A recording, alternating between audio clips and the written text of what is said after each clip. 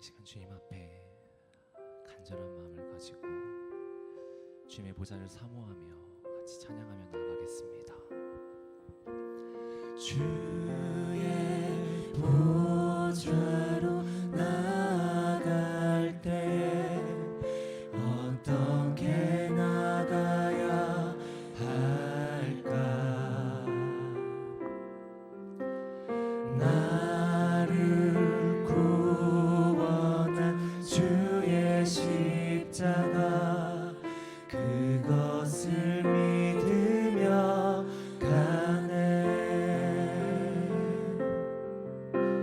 주의 보좌로 나아갈 때에 나 여전히 부족하나.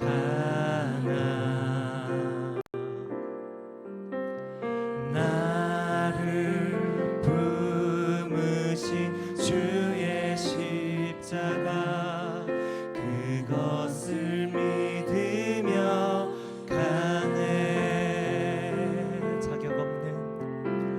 자격 없는 내 힘이 아니 오직 예수님의 보혈로 자격 없는 내 힘이 아니 오직 예수님의 보혈로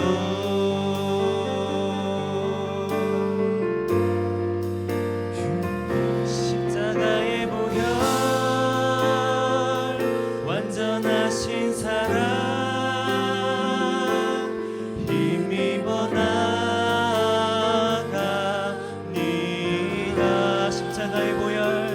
십자가의 보혈 완전하신 사랑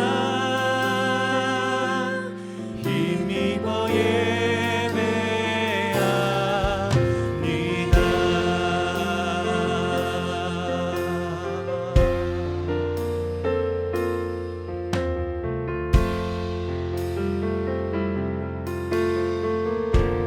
주의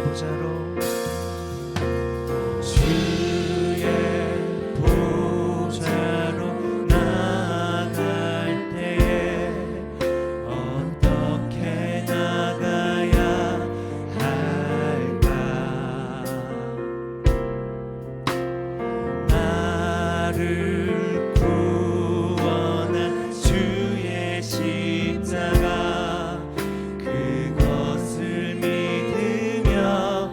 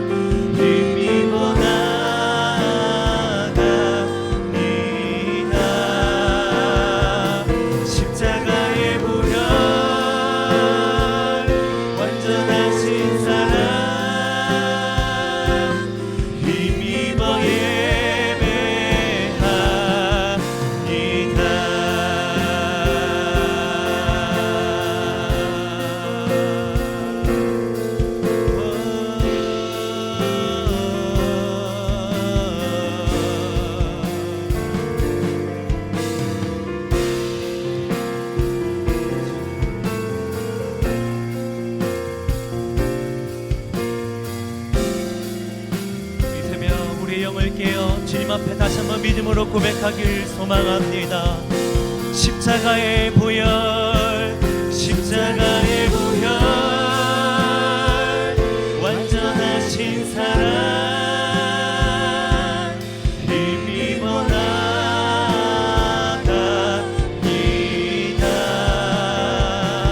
십자가의 보혈, 완전하신 사랑 힘입어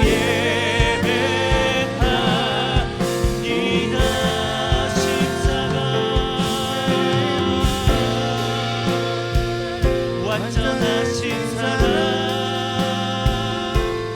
힘입어 나갑니다.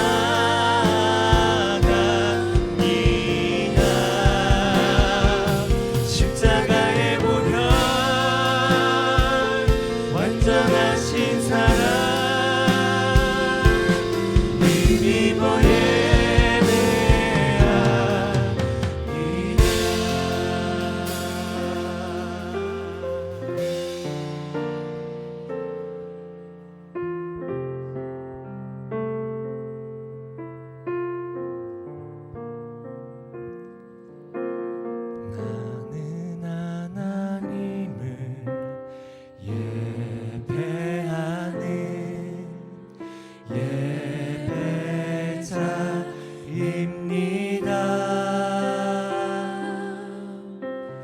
내가 서 있는 곳 어디서나 하나님을 예배합니다.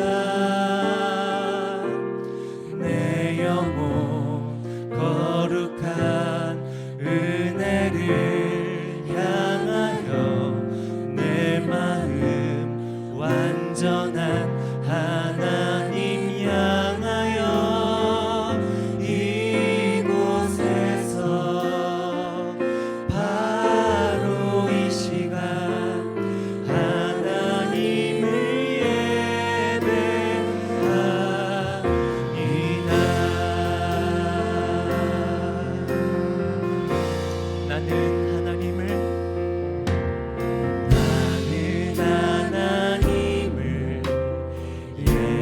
예배하는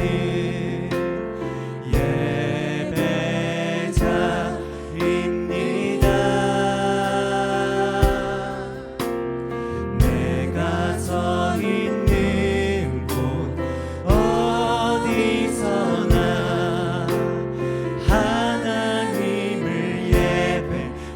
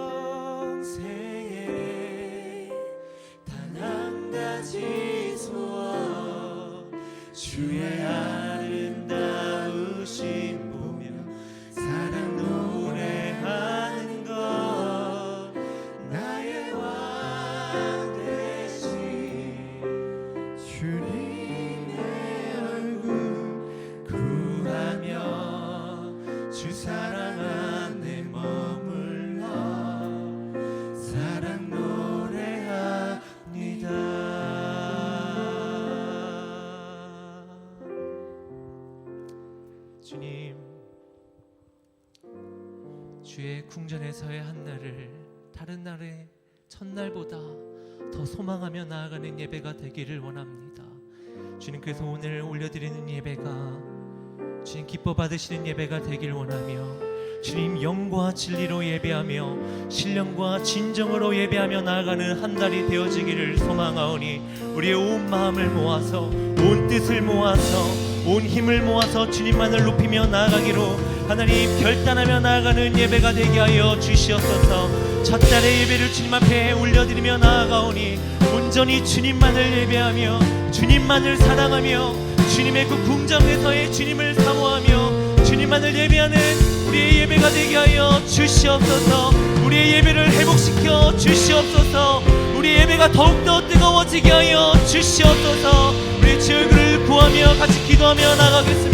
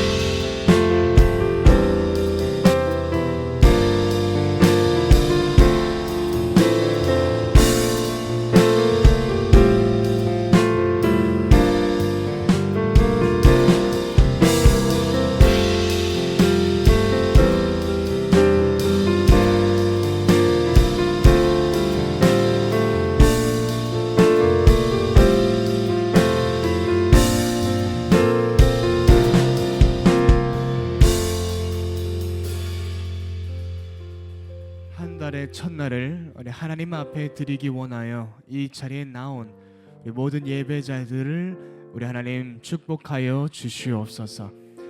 오늘 하나님 예배하는 모든 이들에게 하나님의 은혜가 임하게 하여 주시옵고,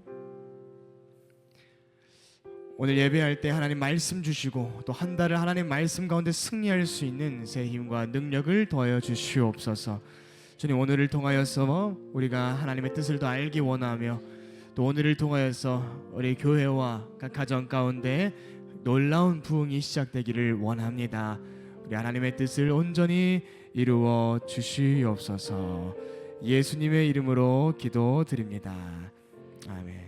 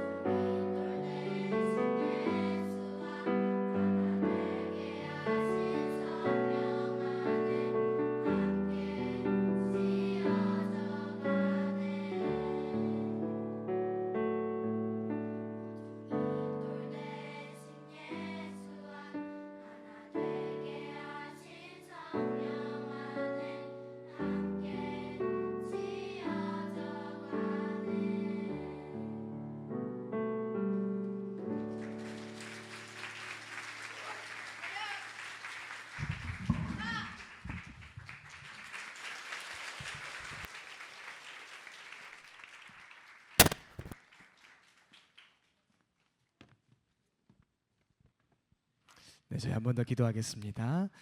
하나님, 오늘 우리 귀한 소년부 아이들의 찬양처럼 우리 모퉁이 둘 되신 예수님 안에서 우리가 하나 되어 지어져가는 귀한 우리 교회 이 한 달 되게 하여 주시옵소서. 또 오늘 특별히 귀한 특송 준비한 우리 소년부 아이들, 우리 교회에 허락하신 귀한 다음 세대입니다. 이 다음 세대 아이들을 통하여서 하나님의 새 일이 우리 교회 가운데 일어날 줄을 믿사오니 주님 이루어 주시옵소서.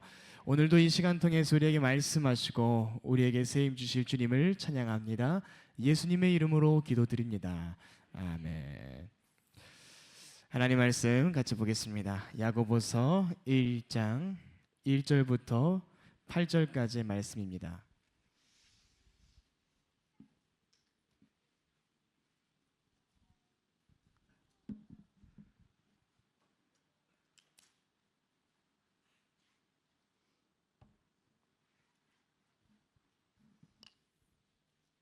하나님과 주 예수 그리스도의 종 야고보는 흩어져 있는 12지파에게 문안하노라. 내 형제들아, 너희가 여러 가지 시험을 당하거든 온전히 기쁘게 여기라. 이는 너희 믿음의 시련이 인내를 만들어내는 줄 너희가 알미라. 인내를 온전히 이루라. 이는 너희로 온전하고 구비하여 조금도 부족함이 없게 하려 함이라. 너희 중에 누구든지 지혜가 부족하거든 모든 사람에게 후히 주시고 꾸짖지 아니하시는 하나님께 구하라. 그리하면 주시리라. 오직 믿음으로 구하고 조금도 의심하지 말라. 의심하는 자는 마치 바람에 밀려 요동하는 바다 물결 같으니 이런 사람은 무엇이든지 주께 얻기를 생각하지 말라. 두 마음을 품어 모든 일에 정함이 없는 자로다. 아멘. 네, 오늘 참 잘 나오셨고요. 오늘 하나님 은혜 주실 줄로 믿습니다. 그래서 같이 앉아 계시는 가족분들이 되셨든지 우리 이웃 성도들에게 이렇게 축복하면서 시작했으면 좋겠습니다. 오늘 당신에게 은혜를 주십니다. 이렇게요. 오늘 당신에게 은혜를. 아멘. 아멘. 특별히 우리 어린 아이들, 이 자리 나온 아이들에게도 하나님 큰 은혜 주실 것입니다. 오늘 야고보서를 잠시 보게 됐는데 1절에 보면 이 야고보가 흩어져 있는 12지파에게 문안한다고 하였습니다. 12지파, 이것은 곧 유대계 기독교인들을 말하는 것입니다. 그래서 이 야고보서는 유대계 기독교인들을 1차 수신인으로 한 서신인데, 그러나 이 서신이 오늘 우리들에게도 전해져서 오늘 이 땅의 모든 교회들에게도 동일하게 주시는 말씀이 되었습니다. 근데 이 야고보서는 서신서들 중에서 매우 초기에 쓰여진 서신으로 여겨지는데, 이 기독교 초기에는 유대계 기독교인들이 핍박을 받았던 시기라고 할 수 있습니다. 그래서 이 당시에 유대교 기독교인들은 핍박을 받아서 여러 지역으로 흩어진 상황이었는데, 오늘 1절 말씀에서 그것을 그렇게 보여주고 있는 것이죠. 흩어져 있는 12지파다.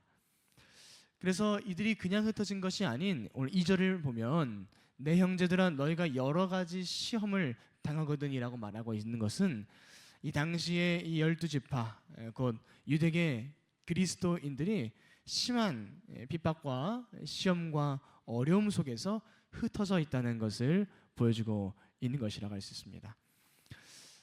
여러분, 이 땅에 존재하는 모든 교회와 모든 성도는 누구든지 믿음의 여정에 있어서 시험을 경험합니다. 이 유대교 기독교인들이 부흥하던 그 예루살렘에서의 교회를 그들이 유지하지 못하고 시험을 당해 흩어졌던 것처럼 오늘 이 시간 이때의 모든 교회와 성도들도 다 이런 시련을 경험한다는 것이죠. 이 당시의 핍박으로 인해서 유대계 기독교인들은 두 가지의 시련을 마주해야 했습니다. 먼저로는 그들의 믿음을 압도했던 현실의 어려움이죠. 이 당시 정부가 이 유대교를 핍박하면서 유대인 기독교인들도 같이 핍박했기 때문에, 그래서 이 성도들에게는 현실적인 핍박이 있었습니다. 사회적인 핍박이 있었고 재산적인 피해가 있었고 또 주변인들로부터의 조롱과 멸시가 있었습니다. 그래서 이러한 현실적인 고난들이 이 성도들의 믿음을 압도했다라는 것입니다. 교회가 핍박을 받아 흩어지기 전까지는 그들의 믿음이 굳건하고 강한 것으로만 느껴졌지만 실제 현실에서 경험되는 핍박과 어려움이 있을 때 그 강해 보이던 믿음이 압도당했던 것이죠. 여러분, 오늘 우리가 경험하는 시험도 이와 같지 않겠습니까? 우리의 믿음이 강하고 견고한 것 같지만, 우리의 믿음이 늘 기쁨 안에서 주님과 동행하는 것 같아 보이지만, 그러나 때로 시련이 있어요.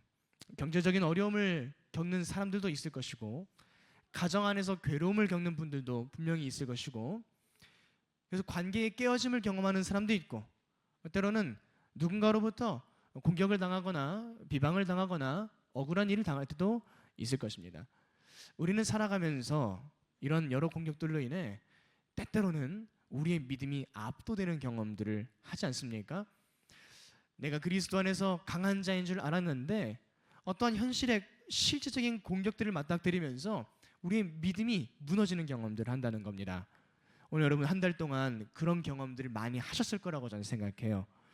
경제적인 어려움 때문에 나의 믿음이 압도당한 경험들, 또 관계적인 문제 때문에 괴로워했던 경험들, 가정 때문에 슬퍼했던 경험들, 어떤 비방과 공격과 어려움 때문에 내 마음이 완전히 무너져서 그렇게 슬퍼했던 경험들, 우리는 그런 경험들을 한다는 것이죠. 이것이 이 야고보서의 수신자들이 경험했던 시련의 첫 번째 양상이라면, 두 번째로 이들이 겪게 됐던 시련은 무엇이냐? 이 사람들은 이 어려운 시련 가운데에서 하나님 앞에 질문이 생긴 것입니다. 하나님 나라가 부흥하는 것 같아 보였는데, 지금 이 하나님 나라가 교회를 통해서 이루어지는 것처럼 보였는데 갑작스러운 심한 핍박이 생겼습니다. 이들 마음에는 하나님 나라가 끝났는가라는 질문이 등장할 수밖에 없는 것이죠. 교회가 곧 하나님의 나라인데 그 교회가 흩어져 버렸으니 그 하나님 역사도 끝난 것이 아닐까? 로마 제국이 이 우리 교회를 핍박하는 것인데 결국 하나님 나라가 세상 나라에게 패배한 것은 아닌가? 그렇게 12사도로부터 시작한 교회가 부흥해 오다가 흩어짐을 당하게 되었잖아요. 베드로가 한번 설교할 때 3,000명이 회개하는 역사가 일어났는데 그 수많던 성도들이 흩어져 버리고 부흥이 멈춰버린 것을 볼 때에 이것이 이 성도들이 경험한 시련이 되었다라는 것입니다. 이들에게 있어서 가장 큰 시련은 무엇이냐? 어떤 경제적이고 현실적인 핍박을 넘어서서 부흥이 사라진 것처럼 여겨지는 것이에요. 하나님의 역사가 끝난 것처럼 느껴지는 것. 그래서 낙심한 것이죠. 그 낙심 앞에서 믿음이 멈춰버리는 것이 이 야고보가 바라보는 성도들의 큰 시련이었던 것입니다. 여러분, 성도의 가장 큰 시련이 바로 이것입니다. 오늘 여러분이 경험하는 가장 큰 시련이 무엇이냐? 바로 낙심하여서 부흥이 사라진 것처럼 생각하고 믿음을 멈추어 버린 것입니다. 우리가 오늘날 살아가면서 여러 가지 한계를 경험하고 어려움을 마주합니다마는, 정말 오늘 여러분이 정말로 안타까워해야 될 것은 뭐냐? 여러분의 통장 잔고가 멈춘 것이 아니에요. 여러분의 가정이 멈춘 것이 아닙니다. 여러분의 주변 관계가 어려워진 것이 아니에요. 여러분의 건강이 나빠진 것, 그것도 참 안타까운 일이고 괴로운 일이지만, 그러나 우리가 정말 안타까워해야 될 것은 그것이 아니라 하나님의 부흥을 잃어버린 것, 내 삶의 낙심으로 인해서 하나님의 새 일을 기대하지 않게 된 것, 더 놀랍게도 하나님의 새 일이 일어나지 않을 것이라는 그 낙심이 익숙해져 버린 것, 우리는 그것이 바로 가장 큰 시련이라고 느껴야 할 것입니다. 여러분, 그것이 여러분의 진짜 시련임을 깨달으시기를 예수님의 이름으로 축원합니다. 여러분, 오늘 이 새벽에 귀한 예배 가운데 여러분 귀한 발걸음 하셨는데, 그런 분 한 분 없으시겠지만 그냥 나오시는 게 아니에요. 왜 이 시간 나와가지고 오늘 제가 말씀 길게 전하지 않을 겁니다. 그러나 바라기로는 우리가 왜 오늘 이 말씀을 나누는가, 이 말씀을 통해서 우리가 한 달을 시작하는데 정말 무엇을 깨닫고 오늘 한 달을 시작해야 되는가, 우리가 무엇을 깨달아야 되는지를 제대로 파악하지 못한 채 예배 드리고 돌아간다면 오늘 이 시간이 그냥 새벽 기도와 뭐 다를 것이 있겠습니까? 저는 오늘 이 말씀을 준비하고 요 근래에 기도하고 하나님 앞에 끊임없이 질문하면서 하나님께서 저 개인적으로 주시는 그런 감동은 무엇이냐 하면 정말 우리가 잃어버린 것이 무엇이냐는 거예요. 매일 똑같이 예배할 수 있고 매주 똑같이 예배할 수 있고 우리가 그동안 해왔던 것처럼 똑같이 사역할 수 있고 똑같이 가정생활하고 사회생활하고 교회생활을 하지만 정말 하나님이 우리에게 뭐 보여주시고자 하는지를 모르고 있다면, 그래서 우리가 정말 가야 될 길을 알지 못하고 있다면 그것이 얼마나 큰 손실이겠냐는 것입니다. 우리 오늘 살아가면서 많은 한계와 시련을 마주하지만 진짜 내가 안타까워야 될 시련은 내 삶에 하나님의 부흥을 잃어버린 것, 내 가정에 하나님의 새 일을 잃어버린 것, 우리의 셀에 낙심된 상황을 익숙하게 여기고 있는 것, 그런 우리 심령, 이것이 우리의 진짜 고민이 되지 않겠습니까? 재정적인 문제도 시련이요 괴로움이고 가정의 고통도 분명히 시련이요 괴로움이지만 진짜 고통은 내 마음이 차가워져 있는 것이죠. 내 마음이 현실에만 초점을 맞추고 있는 것이 진정한 시련 아니겠습니까? 하나님이 우리를 빛과 소금으로 불러주셨고 이 땅에 하나님 나라를 세우는 마지막 보루인 교회로 세워주셨는데 오늘 우리 마음에 하나님의 그 부흥을 기대하고 있지 않는다면 그것이 시련이 아닐까요? 새 일에 대한 기대감이 사라진 것이 시련입니다. 제가 우리 청년들과 수련하면서 이렇게 함께 나눴었어요. 영적인 청년이 될 거냐, 영적인 노인이 될 거냐. 하나님의 새 일이 마음에 품어져 있다면 그 사람은 나이 불문 청년이고, 하나님의 새 일이 마음에 없으면 그 사람은 나이 불문 노인이라는 것입니다. 진짜 성도들에게 있어서 시련은 그의 영혼이 늙어버린 거죠. 오늘 여러분이 이 새벽에 나온 여러분의 마음이 어떠신지를 한번 돌아보셨으면 좋겠어요. 더 이상 주님을 위해서 도전하는 청년이 아니라 현실에 마주하고 현실에 안주하고 있는 나의 노인과 같은 모습이 있다면 그것이 바로 이 시대의 교회가 겪을 수 있는 가장 큰 시험인 것입니다. 여러분, 우리가 신앙생활을 하면서 우리 앞에 다가오는 시험과 시련의 본질이 무엇인지를 깨달으셔야 돼요. 왜 원수 마귀는 여러분들에게 두려움을 줄까요? 여러분의 재정과 건강을 통해서 왜 두려움을 조장하는 것입니까? 단지 두려움이 아니라 그 두려움으로 인해서 여러분에게 주신 새 일의 소망과 비전을 놓쳐버리라는 게 원수 마귀의 계략 아니겠습니까? 왜 여러분의 가정을 괴롭게 하고 가정의 관계를 분열시킵니까? 왜 자꾸 형제지간 가운데 다툼이 있고 남편과 아내 사이에 분쟁이 있습니까? 단순히 가정생활에 어려움을 겪어봐라 하고 원수가 가라지를 뿌리는 것이 아니라 그 분쟁 때문에 너희의 가정 가운데 어떤 비전의 일도 이루어지지 않게 하겠다라는 것이, 그것이 원수 마귀의 핍박이라는 거예요. 오늘 우리는 눈앞에 보이는 나를 힘들게 하는 상황, 나를 힘들게 하는 어떤 사람, 나를 힘들게 하는 어떤 문제, 그것만 바라보면서 슬퍼할 것이 아니고 그것 때문에 놓치고 있는 하나님 내게 주신 비전, 그것 때문에 놓치고 있는 우리 가정에 하나님이 일으키실 새 부흥, 우리는 그것을 놓치고 있다는 것을 더 안타까워해야 하는 것입니다. 자, 여러분, 길게 얘기했지만 오늘 여러분은 무엇 때문에 괴로워하고 계십니까? 오늘 우리가 괴로워하고 있는 어떤 문제 그 너머에 우리가 진짜로 괴로워해야 될 문제가 무엇이냐? 그것이 잃어버린 부흥이요, 우리 마음에 자리 잡은 낙심이요, 그래서 하나님의 새 일을 기대하지 못하는 그런 늙어버린 마음이라면 우리가 오늘 그것을 진짜 시험과 시련으로 깨달아야 하는 것이죠. 다시 한번 여러분, 이것이 깨달아지시기를 축원합니다.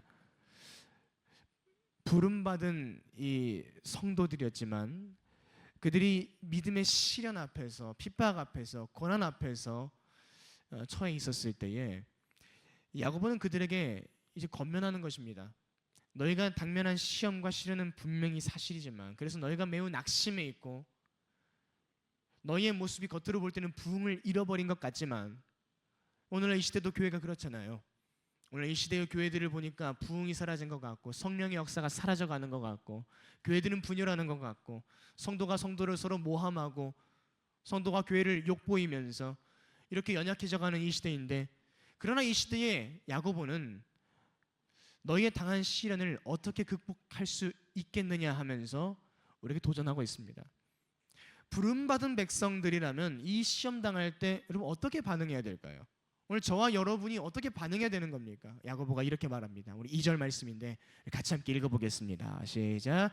내 형제들아 너희가 여러 가지 시험을 당하거든 온전히 기쁘게, 한번 따라할까요? 온전히 기쁘게 여기라. 여러분 이것은 우리에게 굉장히 큰 도전을 준다고 저는 생각합니다. 시련이 다가올 때 여러분 우리 가운데 기뻐할 수 있는 사람이 있겠습니까? 재정에 어려움이 있을 때 그 앞에서 기뻐 뛸 수 있겠습니까? 사람이 나를 모함할 때 그 앞에서 기뻐할 수 있겠습니까? 가족에 문제가 생길 때에 그때 기뻐할 수 있겠냐고요. 우리는 모두 경험적으로 이런 문제 앞에서 슬퍼하거나 괴로워하거나 두려워하죠. 그러나 야고보는 그러지 말고 기뻐하라고 말씀하고 있습니다. 옆 사람을 축복합시다. 기뻐하라. 이 닥쳐온 시련을 이렇게 표현할 수 있겠죠. 이 닥쳐온 시련을 다른 시각으로 바라보라는 겁니다. 우리는 시련 앞에서 두려움과 근심과 염려라는 시각으로 습관적으로 그런 시각을 돌려놓지만, 그러나 야고보, 아니 우리 주님께서 야고보의 입술을 통해서 우리에게 도전하시는 것은 시련을 다른 시각으로 바라봐라. 그것은 근심의 시각이 아니라 기쁨의 시각이다. 믿음의 시각이고 믿음의 능력의 시각으로 바라보라는 거예요. 왜 기쁘게 여기라 그랬을까요? 우리 여기서 아주 중요한 힌트를 얻습니다. 왜 여러분이 시련 당할 때에 하나님의 말씀은 기뻐하라고 얘기합니까? 왜냐하면 시련이 있다고 해서, 여러분의 공격이 있다고 해서 부흥이 끝난 것은 아니기 때문입니다. 아멘. 야고보가 지금 그걸 이야기하는 것이고 주님이 그걸 말씀하시는 거예요. 만약에 시련이 온 것으로 교회의 부흥이 끝났고 시련이 온 것으로 가정의 운명이 끝난 것이라면 야고보도 이젠 끝났으니 슬퍼해라라고 말했겠죠. 그러나 그게 아니라 기뻐하라라고 말했다는 것은 시련으로 끝나는 것이 아니라는 것입니다. 여러분의 가정과 여러분의 셀과 우리 교회 가운데 때로 시련이 있거나 어려움이 닥쳐올 때에, 여러분 개인의 심령에도 어려움이 닥쳐올 때에 하나님 말씀하십니다. 그것이 끝이 아니다. 그렇기 때문에 기뻐할 수 있다. 우리는 우리 스스로를 슬퍼할 자로 규정할지 모르겠지만 하나님 말씀은 우리를 기뻐할 수 있는 자라고 말씀하고 계신 것이죠. 3절을 보십시오. 이는 왜 기뻐할 수 있다는 겁니까? 이는 너희 믿음의 시련이 인내를 만들어내는 줄을 너희가 알미라. 시련이 인내를 만든답니다. 다시 말하면 인내는 시련을 재료로 삼습니다. 우리 성도들이 살아가면서 만들어낼 수 있는 귀한 열매들이 많지만 그 가운데 성경은 늘 인내를 말해왔습니다. 계시록에도 보면 마지막에 하나님께서 귀하게 여기시고 보관하시는 것이 성도들의 인내라는 것을 보게 되죠. 우리가 이 땅에 살면서 하나님께 예배로서 올려드릴 수 있는 열매는 어쩌면 인내일 것입니다.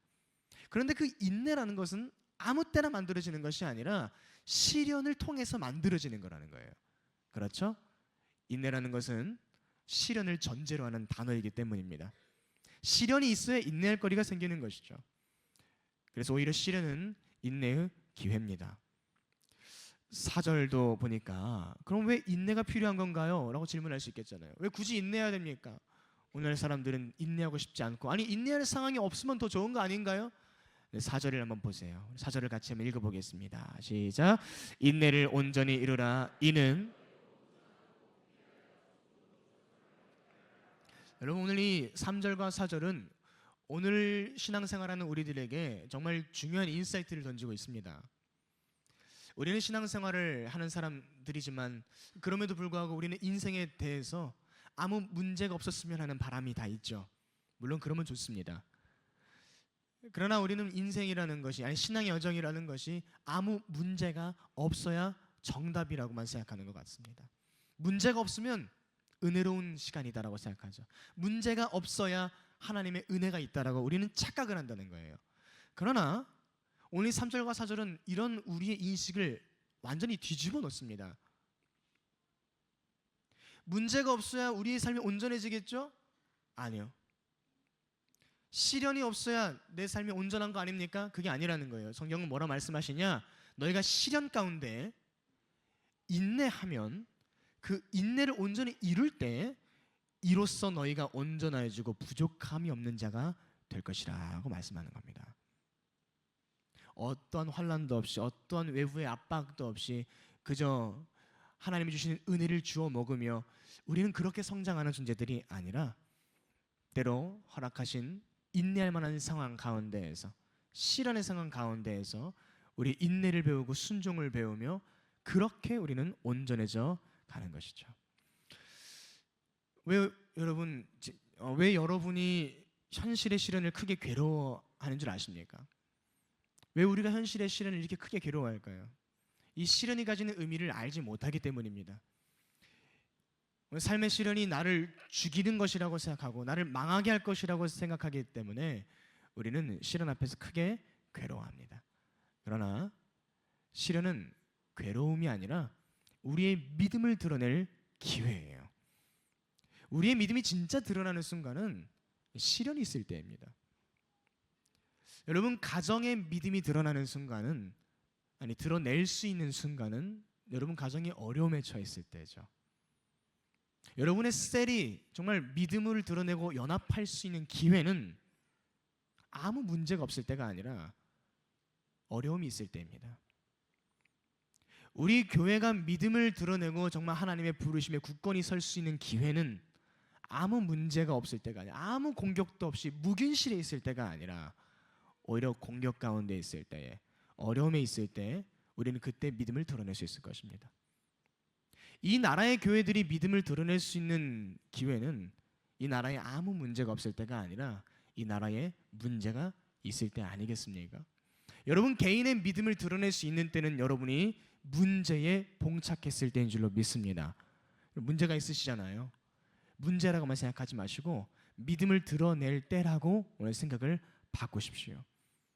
우리가 그 상태에서 믿음을 드러내기 시작할 때 그제서야 우리는 온전히 준비되기 시작합니다. 그리스도인의 온전함은 평화로울 때 완성되지 않습니다. 책상에서 공부한다고 온전해지는 것 아닙니다. 삶에 문제가 없어야 내 삶이 온전해지는 것이 아닙니다. 오늘 우리 이 시간부로 우리 착각을 날려버렸으면 좋겠어요. 문제가 없어야 온전해진다, 그렇지 않습니다.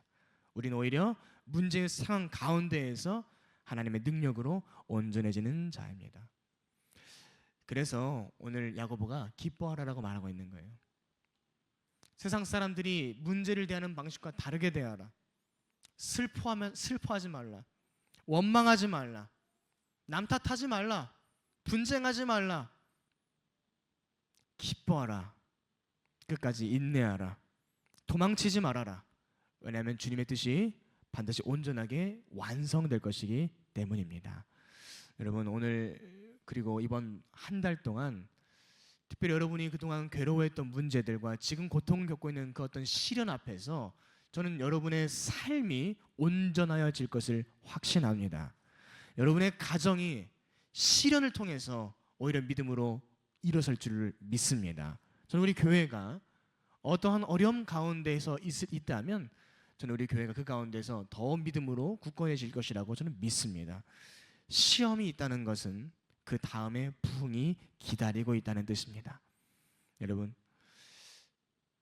이 야고보가 위로하는 이 12지파 이 유대 출신 그리스도인들이 심한 핍박을 경험했지만 그러나 결국은 이들을 통해서 흩어진 곳에서의 부흥이 시작됐다는 것을 기억해 보세요. 시험은 부흥의 전주곡입니다. 하나님은 여러분의 인생을 절대 시험으로 마무리하지 않으시고 하나님은 여러분의 인생이 부흥하는 계획을 가지고 계시는 줄을 믿습니다. 여러분 한 달 동안 많이 실패하셨죠? 또 한 달 동안 많이 억울하셨죠? 한 달 동안 많이 공격당하셨죠? 그렇다면 당신은 주님 안에서 온전해져 가고 있다는 것임을 기억하세요. 저도 경험해 보니까 참 편안할 때는 성장하진 않더라고요. 편안할 때는 오히려 착각에 빠지더라고요. 그러나 때로 시련이 있고 고난이 찾아오고 도전이 찾아올 때 우리는 이전과 다르게 비범하게 주님을 붙잡기 시작합니다. 우리는 고난이 있을 때 이전과 다른 비범함으로 하나님 앞에 도전하기 시작해요. 기도하기 시작하고 무릎 꿇기 시작하고 오늘 이 월삭 기도에 여러분의 기도가 이전과 다른 비범한 그런 문제 앞에서의 비범한 기도가 되기를 예수님의 이름으로 축원합니다. 성장이 있을 것입니다. 시험에서 부흥으로 주님은 우리를 넘어가게 하십니다. 여러분 반드시 시험에서 부흥으로 넘어가게 하실 것입니다.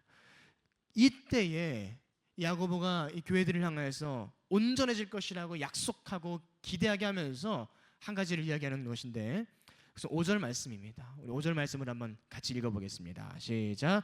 너희 중에 누구든지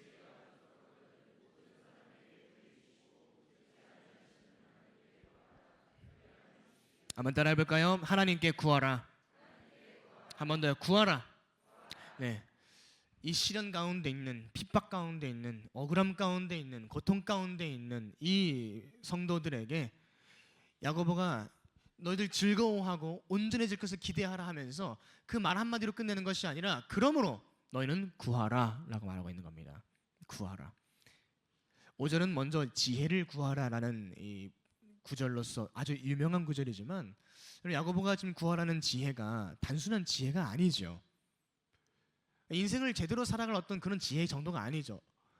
이것은 하나님의 백성으로서 살아남을 수 있게 하는 위로부터 부어주시는 신적인 지혜를 말하는 것입니다.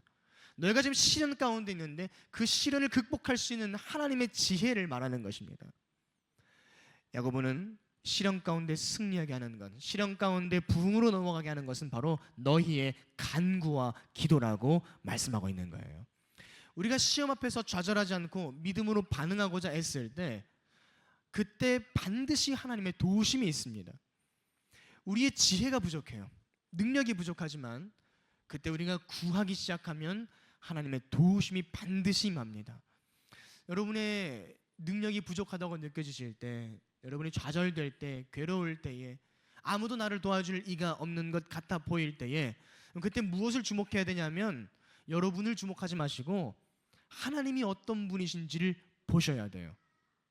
내가 얼마나 부족한 사람인지 그걸 들여다보지 마시고, 내가 얼마나 외톨이인지 그걸 바라보지 마시고, 내가 얼마나 실패했는지 그거 좀 바라보지 마세요. 우리는 나를 바라보는 것이 아니라 하나님이 어떤 분이신지를 바라봐야 됩니다. 5절이 그걸 말하는 거잖아요. 모든 사람에게 후히 주시고 꾸짖지 아니하시는 하나님을 주목하게 하는 거예요. 너희가 참 지혜가 없구나, 너희 얼마나 지혜가 없니 라고 하는 것이 아니라, 지혜가 없니? 후히 주시고 꾸짖지 아니하시는 하나님을 좀 바라봐라. 좌절할 순간에 여러분 자신을 바라보면 더 깊이 절망할 수밖에 없죠. 나를 보면 지혜 없는 나만을 바라보기 때문입니다. 그러나 좌절의 순간에 지식의 근본이 되시고 후히 주시고 꾸짖지 않으시고 내 편이 되시는 하나님을 바라볼 때, 우리는 그제서야 절망에서 벗어나게 됩니다. 어제 하루도 슬퍼하시고 좌절해서 넘어져 계신 분들이 계시면, 그건 나를 바라봐서 그래요. 어려움을 바라봐서 그래요.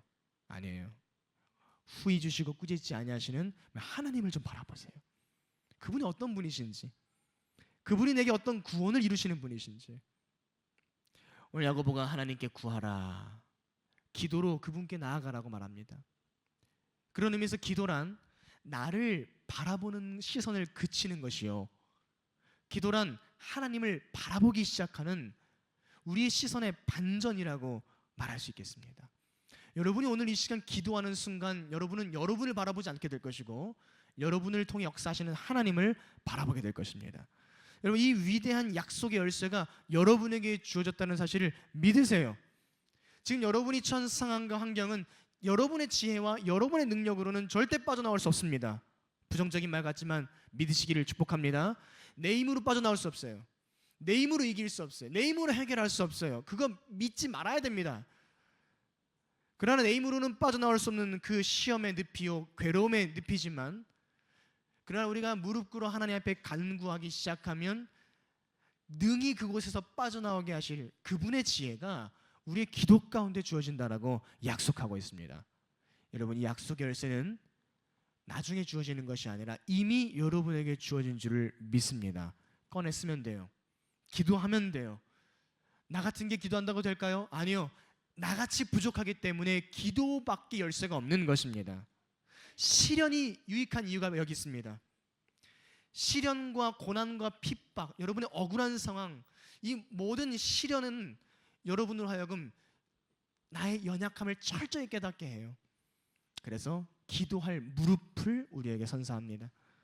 시련을 겪을 때야 우리는 기도의 열쇠를 잡게 된다는 것이죠. 그래서 시련이 곧 기도의 능력으로 나아가는 통로가 되는 것입니다.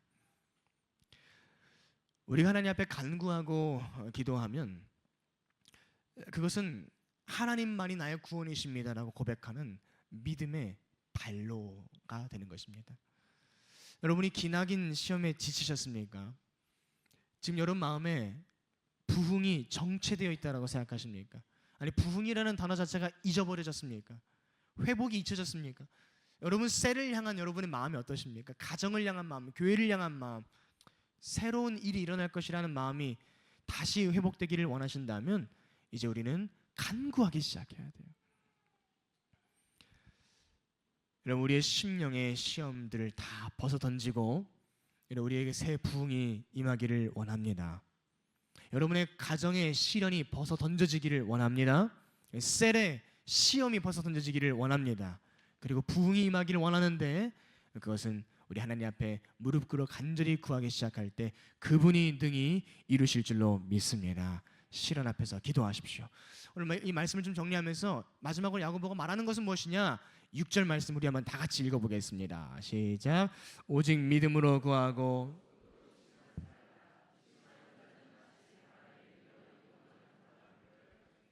그리고 7절은 이런 사람은 무엇인지 얻기를 생각하지 말라. 두 마음을 품어 모든 일에 정함이 없는 자로다. 야고보는 이렇게 이야기합니다. 너의 믿음을 점검해라. 너희가 시련이 있구나. 그러나 기뻐해라. 너의 인내가 너희를 온전하게 할 거니까. 그리고 시련 가운데 기도해라. 기도할 때 후히 주시는 하나님이 계시니까. 그런데 이렇게 기도를 건면하면서 믿음을 강조합니다. 그러나 너희가 의심하는 마음으로 구한다면 아무것도 얻을 수 없음을 너희가 주의해야 한다. 우리 이 말씀을 접하면서 여러분의 믿음을 점검하셔야 돼요. 우리가 방금 읽은 6절은 의심하지 말고 구하라 말씀합니다. 무엇을 의심하지 말라는 겁니까? 하나님의 선하심을 의심하지 말라. 하나님의 전능하심을 의심하지 말라. 기도하면서 이것이 될까? 그렇게 생각하지 말라. 하나님은 하십니다. 기도하시면서 우리 가정의 회복이 될까? 여러분 그런 생각은 접어두세요. 기도하면서 우리 셀을 회복하실까? 우리에게 새 부흥을 주실까? 아니 그냥 나요. 하나님이 내 삶의 새 일을 이루실까? 나는 노인인데. 그런 생각 접어두라는 것입니다. 그것이 의심이라는 거예요. 의심하지 말고 구하라. 7절은 8절은 두 마음을 품지 말라고 합니다.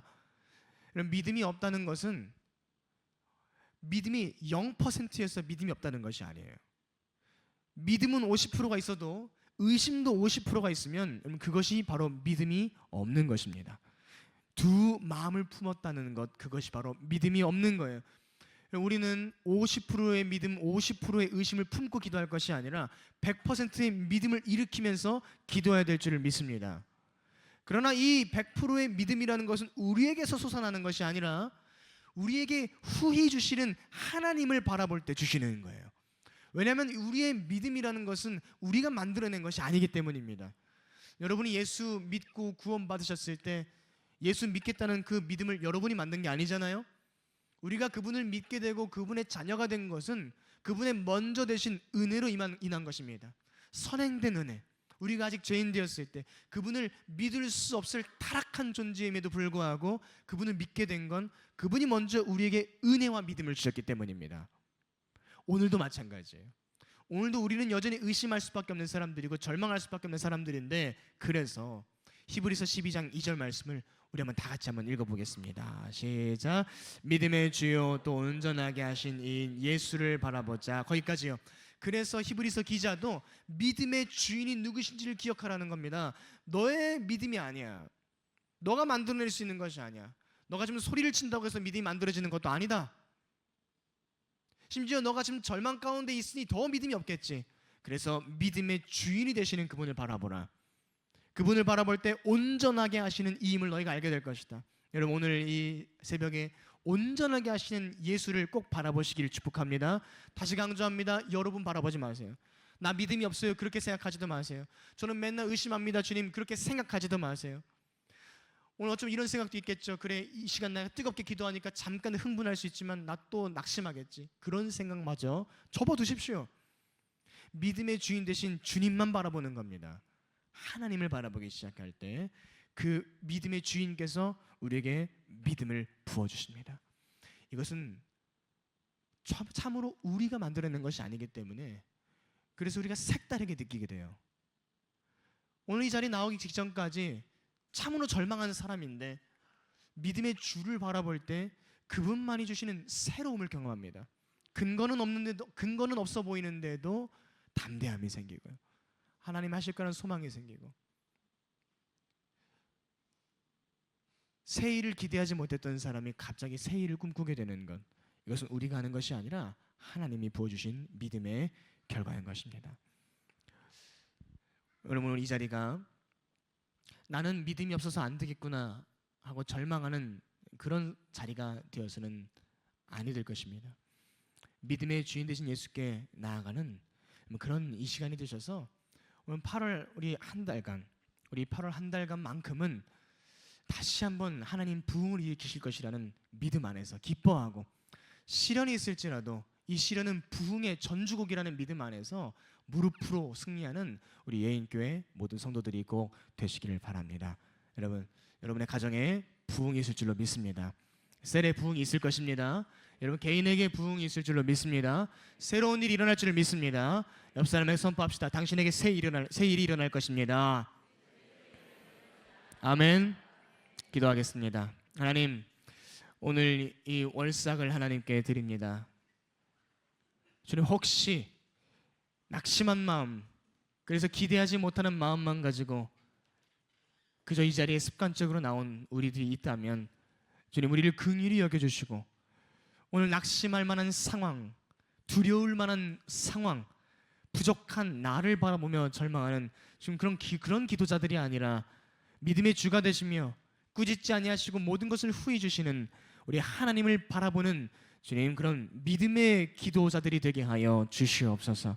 하나님, 주님의 부흥은 또다시 다가오고 있음을 믿습니다.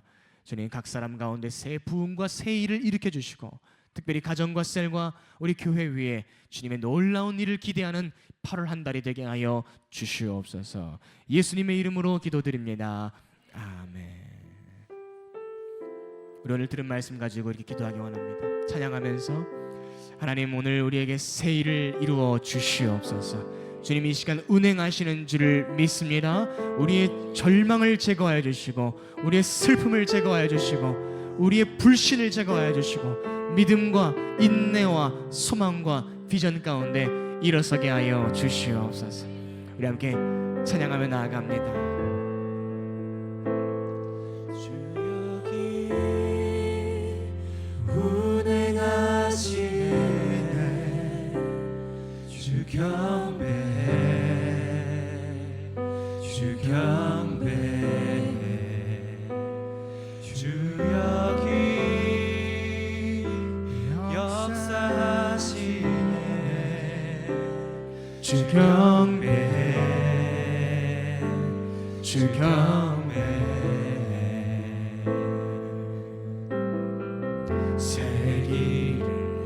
우리 믿음으로 선포합니다. 큰 기적을 행하시는 분, 그는 우리의 하나님.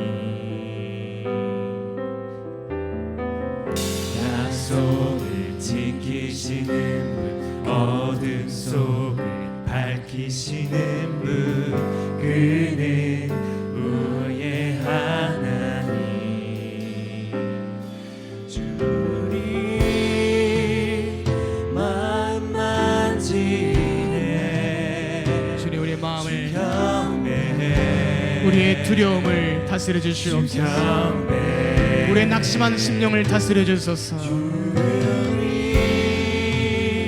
치유하시네. 주 경배해, 주 경배해. 주리 새롭게 하네. 주리 새롭게 하네. 주 경배해, 주 주 경배 주님 회복시키네 주 경배 주 경배 주는 세기를 만드시는 큰 기적을 행하시는 분 그는 나의 하나님. 우리 여러분의 가정 가운데에 새일을 이루십니다. 약속을 지키시는 당신에게 주신 약속을 이루십니다. 할렐루야. 밝히시는 그는 나의 하나님. 주리 새롭게 하네. 주리 새롭게. 주님 이 시간 영적인 길을 새롭게 하여 주시옵소서. 이곳에 모인 월삭 예배자들을 통하여서 각 가정과 셀과 교회 가운데 새로움이 역사하시옵소서. 회복시키네 주 경배 주 경배 주는 새 길 만드시는 큰 기적을 행하시는 분 그는 나의 하나님. 약속을 지키시는 분 어둠 속을 밝히시는 분 그는 나의 하나님. 세기를 만드시는 분 세기를 만드시는 분 큰 기적을 행하시는 분 그는 나의 하나님. 약속을 지키시는 분 어둠 속을 밝히시는 분 그는 나의 하나님. 나의 하나님 나의 하나님 나의 하나님 나의 하나님. 믿음으로 나갑니다. 나의 하나님 나의 하나님 나의 하나님 나의 하나님 나의 하나님 나의 하나님. 선포합니다. 주의 일하심 볼 수 없어도 주의 선포하세요. 말수 없어도 여러분의 삶 가운데 주는 결코 가정 가운데 주는 결코 멈추지 않네. 주의 일하심 볼 수 없어도 주의 일하심 알 수 없어도 일하시네 주님. 주는 결코 한 번 더 주의 일하심 볼 수 없어도 주의 일하심 우리 여러분의 가정 가운데 셀 가운데 우리의 교회 가운데 역사하실 주님 찬양합니다. 일하시네 주님. 주는 결코 멈추지 않네. 주의 일하심 볼 수 없어도 주의 일하심 알 수 없어도 일하시네 주님. 주는 결코 멈추지 않네. 세기를 만드시는 분 큰 기적을 행하시는 분 그는 나의 하나님.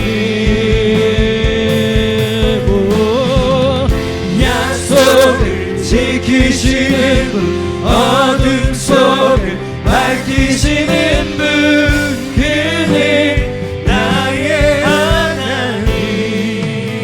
여러분 오늘 이 시간 우리가 하나님 바라보며 기도하기 시작할 때 하나님께서 역사하시기 시작하십니다. 아니요, 사실은 하나님은 이미 역사하고 계셨습니다. 당신이 신형 가운데 있을 때, 시험 가운데 있을 때, 고난 가운데 있을 때, 억울함 가운데 있을 때, 공격당할 때에, 그러나 그 시간도 이미 주님은 역사하고 계신 줄을 믿습니다. 오늘 우리가 이 자리에 있는 것이 그 증거입니다. 여러분, 오늘 우리 하나님 앞에 믿음을 좀 드렸으면 좋겠습니다. 주님, 시련이 끝이 아니라 시련 후에 부흥이 다가옴을 내가 믿겠나이다. 주님, 다가오는 부흥을 바라보며 우리가 기뻐하는 자가 되게 하여 주시옵소서. 나의 연약함을 바라보지 않게 하시고 부으시고 임하시는 하나님을 바라보게 하여 주시옵소서. 하나님, 이 시간 우리에게 믿음 부어주시길 원합니다. 주님, 50%의 믿음이 아니라 믿음에 죽게 주시는 100%의 믿음이 오늘 우리에게 부어지게 하여 주시옵소서. 주여, 주여 기도합니다. 주여, 만드시는 큰 기적을 행하시는 그 상황을 바라보지 않습니다. 환경을 바라보지 않습니다. 누군가의 평가를 바라보지 않습니다. 오직 하나님을 바라보며 그분이 주신 약속을 바라봅니다. 주님, 믿음을 주시옵소서. 50%의 믿음이 아니라 100%의 믿음을 주시옵소서. 우리가 만들어낸 믿음이 아니라 하나님이 주시는 믿음을 주시옵소서. 기적을 일으키는 우리 하나님으로부터 믿음을 주시옵소서.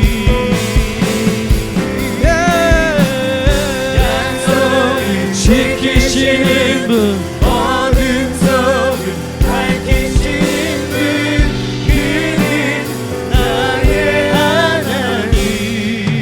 여러분, 제가 여러분께 도전하기를 원합니다.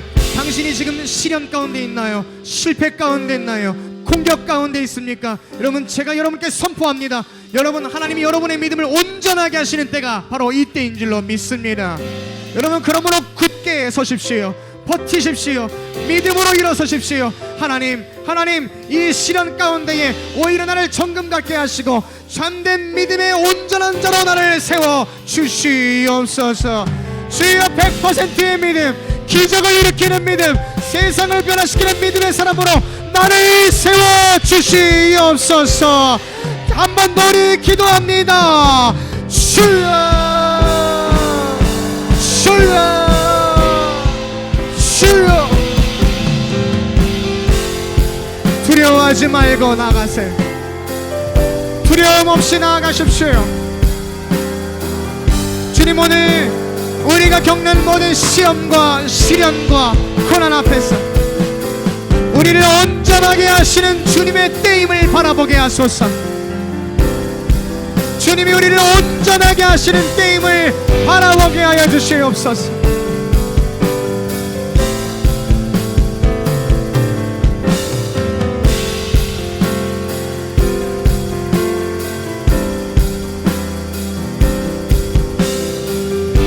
주님, 우리 자녀들의 믿음이 온전하게 하여 주시옵소서. 하나님, 우리 가정의 믿음이 온전해지게 하여 주시옵소서. 우리 셀의 믿음이 온전해지게 하여 주시옵고 우리 교회의 믿음이 온전해지게 하여 주시옵소서. 할렐루야.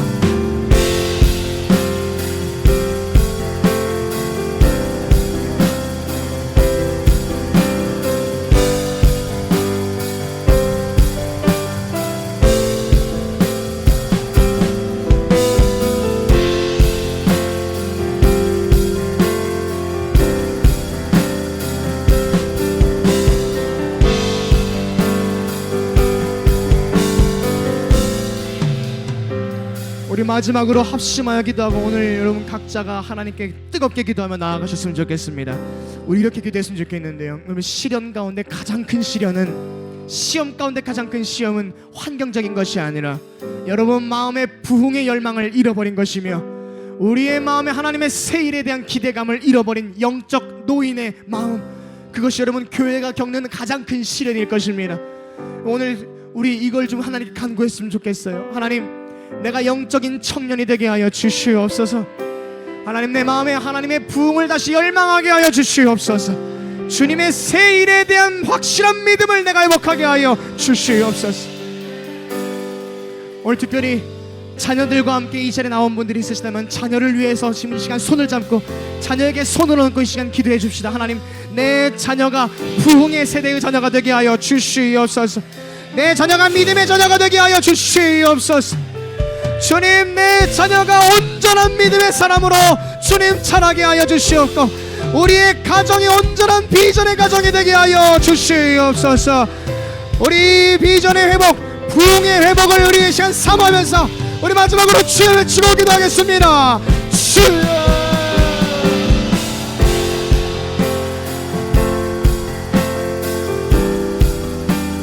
하나님,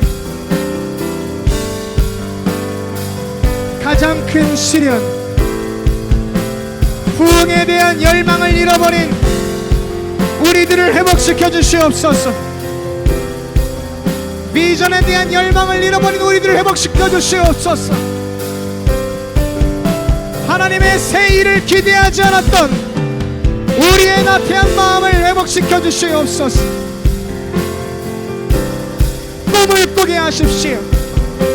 특별히 하나님, 이 자리에 나온 우리 자녀들에게 꿈을 꾸게 하시고 도전하게 하시고 하나님 안에서 열정을 가진 자들로 자라나게 하옵소서.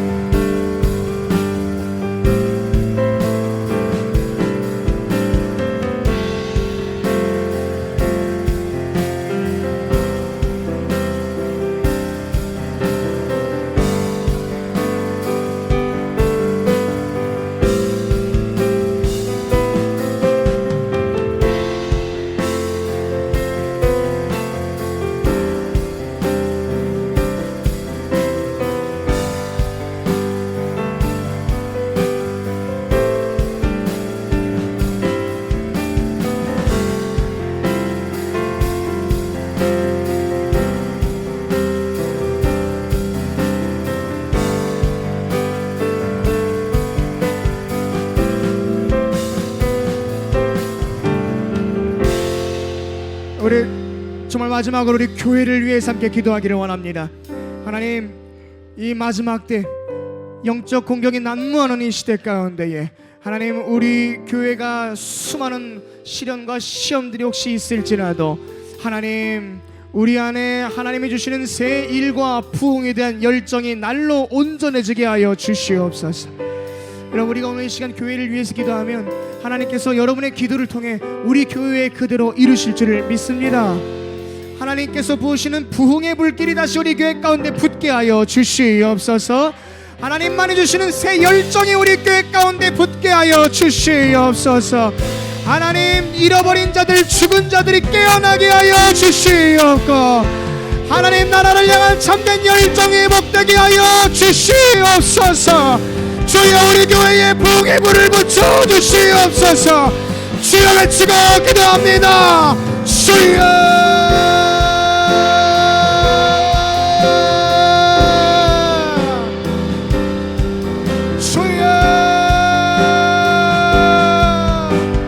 하나님, 우리 교회에 새 일을 이루소서. 우리 교회에 새 부흥을 주시옵소서. 하나님의 새 시대에 새 일을 이루실 것입니다. 주여, 주여.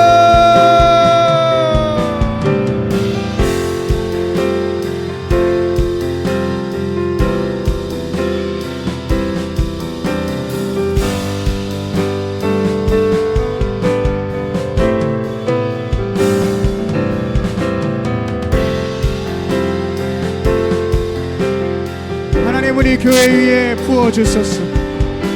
새 기름 부으심을 주시고 새 부흥, 새로운 일을 주님 일으켜 주시옵소서. 새로운 물결을 일으켜 주시옵소서. 새로운 바람을 일으켜 주시옵소서. 주여 주여